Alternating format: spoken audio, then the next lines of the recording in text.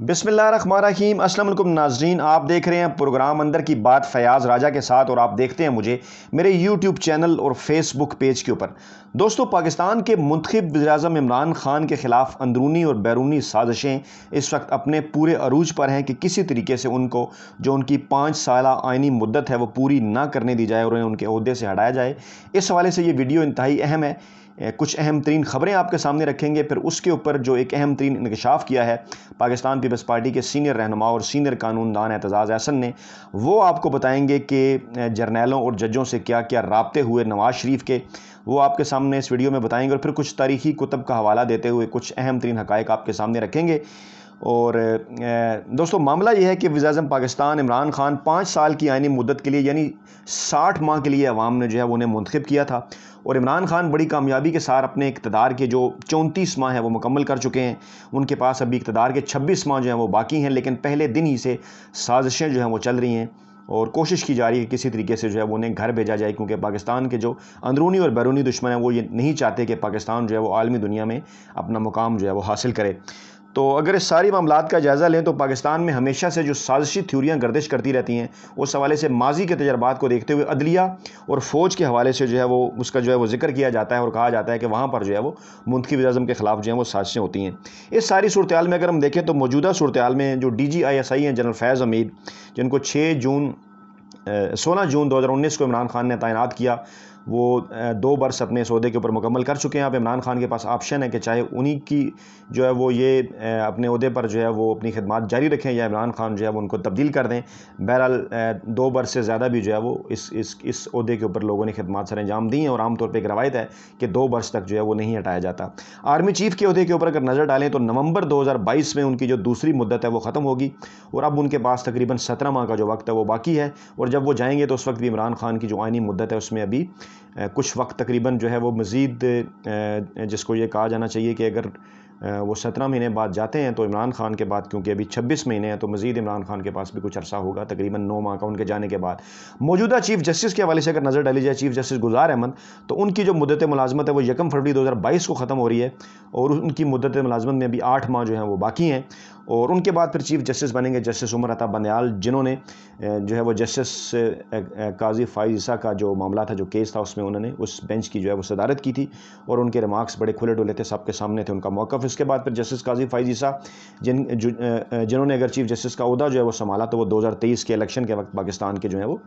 Chief justice of Pakistan होंगे। अच्छा, social media के ऊपर जो मुस्लिम लीग नवाज़ का मीडिया सेल है, उन्होंने बड़ी तेज़ी के साथ ये अफवाहें फैलाना शुरू कर दी हैं। कुछ लोगों ने क्लिप्स भी, बाज़ अननोन लोगों के इस किस्म की चीज़ें सामने आ रही हैं कि इमरान खान की जो हुकूमत है वो दिसंबर में जो है वो उससे कबल जो है वो गिरा दी जाएगी। और कुछ लोगों का ये भी दावा है कि इस वक्त भी जो है वो मुख्तलिफ़ ज़राए से जजेस के साथ और जर्नैलों के साथ जो है वो नवाज़ शरीफ और शहबाज शरीफ के राब्ते जो हैं वो अपने मुख्तलिफ़ जो उनके फ्रंट मैन हैं, मुख्तलिफ़ जो उनके स्पोक्स पर्सन हैं, उनके ज़रिए जो है वो बिल वास्ता और बेला वास्ता उनके साथ राब्ते करने की उनकी जो कोशिशें हैं वो जारी हैं। इस मौके के ऊपर एतजाज़ अहसन से एक सवाल किया गया मौजूदा हुकूमत के ख़िलाफ़ जो साजिशें हो रही हैं और फिर नवाज़ शरीफ के बैकग्राउंड के हवाले से, तो उन्होंने एक अहम तरीन जो इंकशाफ किया है वो हम आपके सामने रखते हैं। एतजाज़ अहसन ने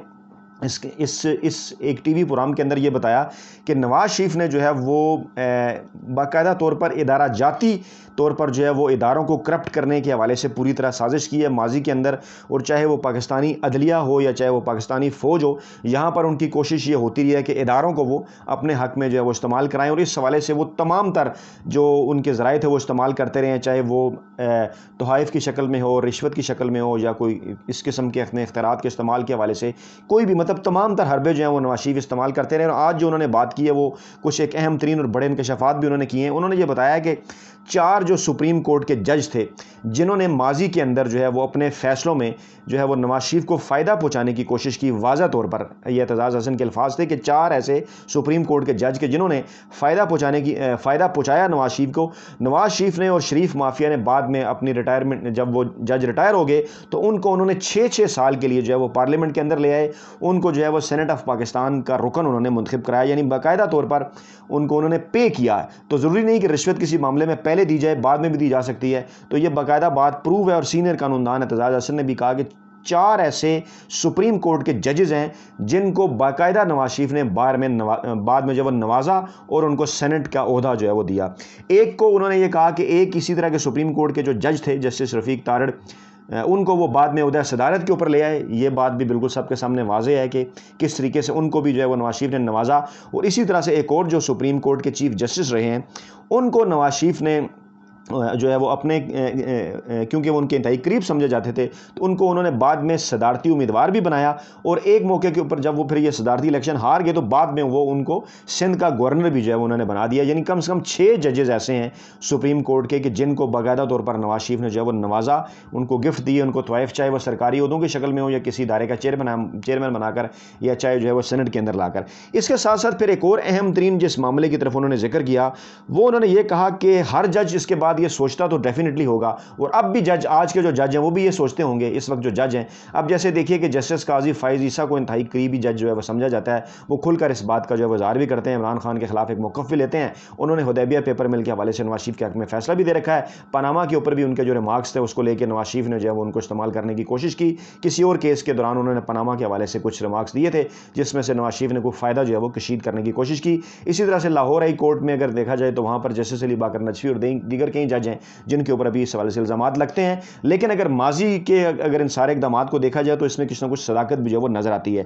اور انہوں نے یہ کہا کہ جج اس وقت بھی یہ سوچتے ہوں گے کہ اگر ہم نواز شریف کے حق میں کوئی فیصلہ کریں گے تو بعد میں معاف کیجیے گا تو بعد میں جو ہے وہ یقیناً جو ہے وہ اس کا کوئی نہ کوئی فائدہ جو ہے وہ انہیں جو ہے وہ ملے گا. اچھا, اس کے بعد انہوں نے پھر ایک اور جو اہم ترین بات بتائی وہ انہوں نے جرنیلوں کے حوالے سے بتائی. انہوں نے یہ کہا کہ یہ صرف ججوں کو اس حوالے سے طوائف یا پیشکش نہیں کرتے رہے ماضی میں, بلکہ فوجی جرنیلوں کو, کور کمانڈروں کو بھی نواز شریف نے ماضی کے اندر جو ہے وہ انہیں BMW گاڑیاں جو ہیں وہ تحفے کے اندر پیش کی. یہ بھی انہوں نے ایک بہت بڑا انکشاف کیا. اور اس حوالے سے جب ہم نے مزید تھوڑی سی ریسرچ کی تو کچھ اہم ترین چیزیں جو ہیں ہمارے سامنے آئیں. ایک کتاب ہے,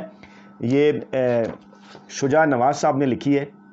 اور یہ اس کا اردو ترجمہ ہے بے نیام تلواریں, اور یہ پاکستان کے جو سابق آرمی چیف رہے ہیں جنرل آصف نواز, ان کے بھائی ہیں شجاع نواز, اور جنرل آصف نواز جنجوعہ نواز شریف کے دور میں پاکستان کے آرمی چیف رہے ہیں. اس کتاب کے اندر انہوں نے اپنے بھائی یعنی آرمی چیف کے حوالے سے جو ہے وہ ذکر کیا ہے. بے نیام تلواریں یہ کتاب ہے, اور جس چیز کی طرف اعتزاز احسن نے اشارہ کیا وہ ریفرنس ہمیں اس کتاب کے اندر بالکل ملتا ہے. ذرا آپ سنیے غور سے کہ کیا جو ہے وہ شجاع نواز صاحب لکھتے ہیں. بڑی انٹرنیشنل ان کی کتاب جو ہے بڑی پاپولر اس کے اوپر یہ جو ہوئی. اس کتاب میں وہ لکھتے ہیں کہ ایک بار شریف خاندان کے سربراہ یعنی ان کے والد ابا جی, انورٹڈ کاماز میں ابا جی لکھا ہو, جو میاں شریف ان کو سب کہا کرتے تھے, ابا جی نے ایک نجی تقریب منعقد کی جس میں دونوں بھائیوں یعنی نواز شریف اور شہباز شریف کی طرف اشارہ کرتے ہوئے جنرل آصف نواز سے پنجابی میں کہا کہ یہ دونوں تمہارے چھوٹے بھائی ہیں, اگر یہ کچھ گڑبڑ کریں تو مجھے بتانا, میں انہیں ٹھیک کر دوں گا. ناشتہ کی میز پر جو کہ اس موقع کے لیے ترتیب دیا گیا تھا, جنرل آصف نواز زیادہ تر خاموش ہی رہے اور اس طرح دونوں میں ہم آہنگی یا بے تکلفی پیدا نہ ہو سکی.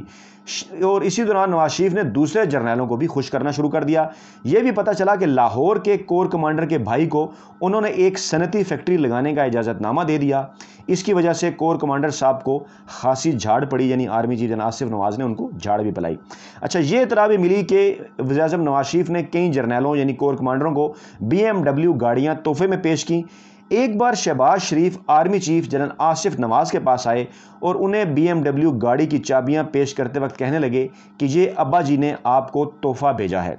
جنرل نواز نے شکریہ کے ساتھ یہ تحفہ قبول کرنے سے انکار کر دیا. اس کے ساتھ ہی آگے لکھا ہوا ہے کہ پھر ایک بار وزیر اعظم نواز شریف نے خود ایک BMW کی گاڑی کی چابی جنرل نواز کو پیش کی, جو آصف نواز نے یہ کہتے ہوئے واپس کر دی کہ شکریہ سر, میں اسی میں خوش ہوں جو میرے پاس ہے. اچھا, اسی حوالے سے جو مزید ہمیں تفصیلات ملی ہیں, اسی واقعے کو مزید تفصیلات میں جو ہے وہ جو بیان کیا وہ اس طرح ہے کہ آرمی چیف جب وزیر اعظم سے ملاقات کے لیے مری گئے تو انہیں معلوم ہوا کہ BMW سے متعلق گردش کرتی خبریں درست تھیں. جب وہ واپس جانے لگے تو وزیر اعظم بھی اپنے ساتھیوں کے ہمراہ گاڑی تک ان کے ساتھ آئے. آپ کون سی گاڑی استعمال کر رہے ہیں, نواز شریف نے پوچھا. Toyota crown. جنرل آصف نواز نے گاڑی کے پرانے ماڈل کی جانب اشارہ کرتے ہوئے جواب دیا, جس کے جواب میں نواز شریف نے کہا کہ یہ گاڑی آپ کے شایان شان نہیں. انہوں نے پنجابی میں یہ کہتے ہوئے ایک ساتھی کو اشارہ کیا جو دوڑتا ہوا گیا اور اسی لمحے کے انتظار میں کھڑی ایک نئی BMW سیڈان چلاتے ہوئے واپس آ گیا. نواز شریف نے گاڑی کی چابی جنرل آصف نواز کو پیش کرتے ہوئے کہا آپ اس گاڑی کے حقدار ہیں. جنرل آصف نواز نے یہ بات یاد کرتے ہوئے کہا کہ وہ وزیر اعظم کی اس جسارت پر ایک لمحے کے لیے جم کر رہ گئے. انہوں نے تیزی سے چابی وزیر اعظم کو واپس تھمائی اور کہا بہت شکریہ جناب, میرے پاس جو ہے میں اسی پر خوش ہوں. یہ کہتے ہوئے سلوٹ کیا اور گاڑی چلاتے ہوئے واپس چلے گئے. اچھا, یہی جنرل آصف نواز صاحب تھے, بعد میں جو ہے وہ جو ہے وہ ان کو دل کا دورہ پڑا اور 8 جنوری 1993 کو وہ خالق حقیقی سے جو ہے وہ جا ملے۔ اس دوران ہمیں یاد ہے ہم اسٹوڈنٹ ہوا کرتے تھے تو اخبارات میں کہیں اس حوالے سے خبریں بھی چھپیں اور ان کے اوپر جو ہے وہ بعض لوگوں نے جو ہے وہ اس حوالے سے الزامات بھی لگائے کہ شاید جو ہے وہ انہیں کوئی سلو پوائزن دیا گیا، بے شمار خبریں مسلم لیگ نواز کے حوالے سے بھی سامنے آئیں۔ تو ناظرین یہ اعتزاز حسن کا انکشاف تھا کہ نواز شریف فیملی اور شریف خاندان، اور اس کتاب نے بھی ہمیں یہ بتایا کہ یہ جب سازش کرنے کے اوپر آتے ہیں، یہ جب جرنیلوں یا ججوں سے تعلقات بنانے کے اوپر آتے ہیں تو پھر یہ بالکل کسی حد میں نہیں رہتے، تمام تر حدیں جو ہیں یہ کراس کر جاتے ہیں۔ اور اس وقت بھی جتنی بری طرح یہ کیسز کے اندر پھنسے ہوئے ہیں، خاص طور پہ بھی شہباز شریف بھی پھنس گئے ہیں اور نواز شریف تو خیر پہلے ہی پھنسے ہوئے ہیں، اس کے بعد ان کی عمران خان کے خلاف جو سازشیں ہیں وہ اپنے پورے عروج کے اوپر ہیں، اور اس کے اندر کچھ اب بیرونی عناصر بھی شامل ہو گئے ہیں۔ جیسا کہ آپ نے دیکھا ہوگا کہ عمران خان نے جب سے فوجی اڈے دینے سے انکار کیا ہے اور جب سے جو ہے وہ امریکی صدر کے علاوہ کسی اور امریکی قیادت سے بات کرنے سے انکار کیا ہے، اس وقت سے لے کے ملک کے اندر اور ملک سے باہر جو بھی عمران خان کے بغض میں مبتلا لوگ ہیں، جو بھی عمران خان کے دشمن ہیں،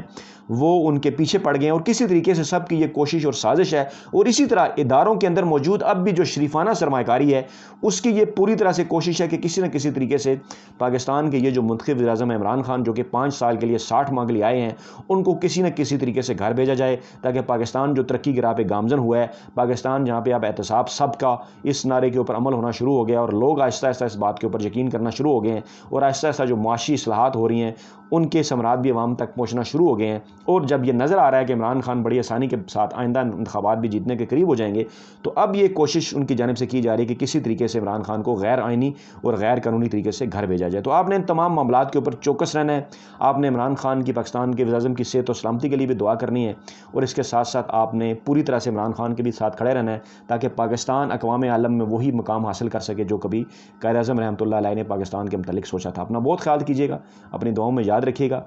اور ویڈیو کے فیڈ بیک کے طور پہ کمنٹ ضرور کیجیے گا۔ نئی ویڈیو کے ساتھ جلد آپ خدمت میں حاضر ہوتے ہیں۔ اللہ نے کے بعد